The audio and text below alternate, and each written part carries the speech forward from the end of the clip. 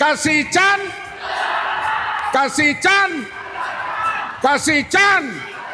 Dahulu 1 tahun tukar Perdana Menteri, 1 tahun lagi tukar Perdana Menteri. Mula Tun Mahathir, tukar kepada Mahyudin, tukar pada Ismail Sabri. Menjelang pilihan raya ada lagi nak tukar kali keempat. Kalau bertukar begitu, polisi macam mana nak berjalan? Sebab itu kita mau kerajaan ini stabil dan kita harap kerjasama kerajaan negeri dengan kerajaan federal. Ada masalah berunding. Mana boleh kerajaan negeri tak ada masalah dengan kerajaan federal? Akan timbul berbagai masalah. Tapi apa masalah, apa tuntutan, apa tak puas hati, selesai di meja rundingan. Sekarang kalau kita pergi ke tepi laut, kita tengok penuh dengan para pelancong. Mereka datang ke sini kerana mereka lihat Sabah negeri yang cukup cantik, negeri yang aman dan negeri yang akan membangun dengan lebih hebat. Dan kita lihat mereka akan terus maju. Sabah akan terus maju pada masa yang akan datang. InsyaAllah 29 hari bulan pukul 7 petang kita dah tahu Saudara Chan akan dipilih menjadi ahli Dewan Undangan Tanjung Aru.